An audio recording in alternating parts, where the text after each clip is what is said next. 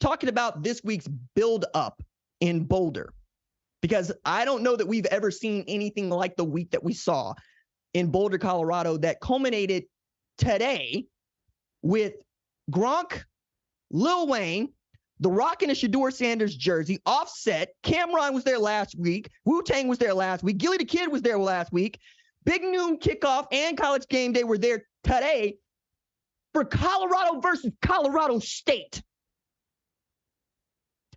We've got heat for Colorado versus Colorado State. I dare say that has never been the thing. Nobody has decided they needed to be in Boulder like these stars from Hollywood and elsewhere decided they need to be in Boulder this week. It's the Prime experience, which is a Black experience. And the thing that I love most about this is Prime is very comfortable doing all of this.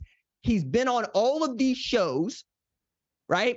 From Game Day to First Take, to Pat McAfee's show. He's in the front of the crowd when Wayne is performing. He is shaking hands with all the luminaries. He's handing out shades, for which we'll talk about a little bit later. And yet we're still watching how some people either want to doubt it or are just over it. I get both, right? I get you wanting to be over it. The doubt, I think he's been putting that away, but I'll allow it, right? Because they still got to play Oregon and USC to prove it to some other people, even if I thought beating up on Texas Christian was enough. But Coach Prime, I think, makes traditional football coaches nervous, even Black ones like Jay Norvell. Being comfortable in Black neighborhoods among Black folks is one thing. It is something else entirely to bring that experience to a place like Boulder, Colorado, where I think I'm being very sincere when I say they ain't had anything quite like this before with these sorts of folks around. And a guy like Deion Sanders, who is very comfortable wearing designer clothes, who is very comfortable rocking his jewelry and his Jesus piece right here, who is very comfortable wearing sideline gear that you can't find. If you're looking for what Prime is wearing, you can't find it.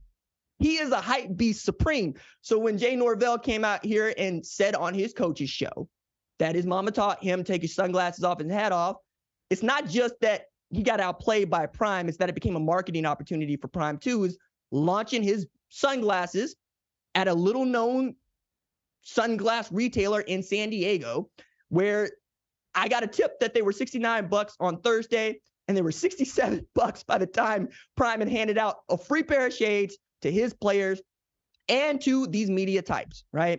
It's been working for him. I mean, it's a guy who's going to sit down for 60 minutes and say with a straight face when he's asked who's the best football coach in America to find him a mirror so he can see himself. There's a lot that I love about what Prime is doing, right? But the thing that I think I love most is that he is living the dream that many of us want, myself included, where you get to be and act like yourself full-time because you are unencumbered. You are unencumbered by what other people think. You are unencumbered by financial responsibilities because Prime doesn't need the paycheck like some other football coaches need the paycheck, okay?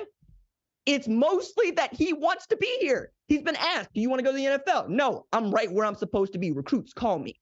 And they are calling him. He had the number one player from the class of 2025 on campus for Colorado State. I mean, come on, y'all. And I think the reason that this is really flying over the radar for some people, or some people are getting tired of it, is because they're not seeing it correctly, okay? The Count of Monte Cristo is my favorite novel, so you'll follow me here.